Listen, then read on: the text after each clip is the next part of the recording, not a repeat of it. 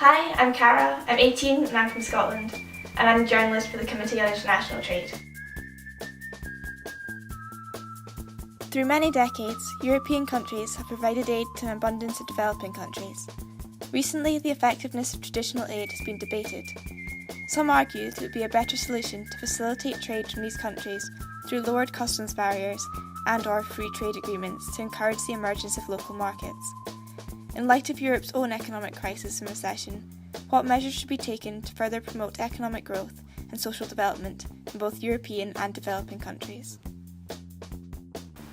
Traditional forms of aid, providing supplies or money directly to developing countries, have been criticised over the past decade, many claiming that they can lead to aid dependency, government corruption, and damage local economies in Africa and the Pacific. This has led to a shift in focus towards trade as a form of aid. However, for the EU to increase trade with developing countries, it must balance the need to support these countries so they can compete in an EU market with the wishes of EU member states and the companies within them, that fewer of these states could come to dominate the market and outcompete them due to the priority they're being given and their cheaper labour force. The EU has, since 2007, created various economic partnership agreements, EPAs, with specific countries in the ACP, African, Caribbean and Pacific regions, aiming to make trade cheaper and more accessible for these regions.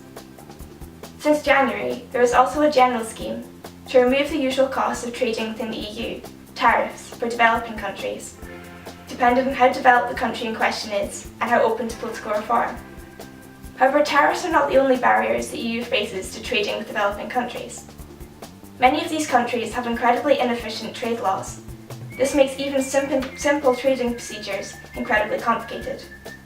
In addition, the EU also has to take into account the opinions of many EU member states that are against increased trading because they believe the EU should protect their own interests and that these developing countries could outcompete them with their cheaper labour forces.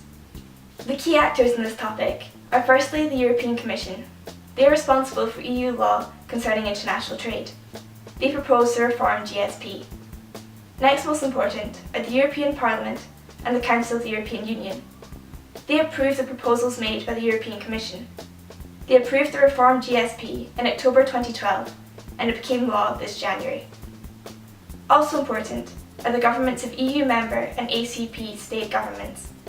It's important that they approve of and work with the proposals of the EU if these laws are to be effective.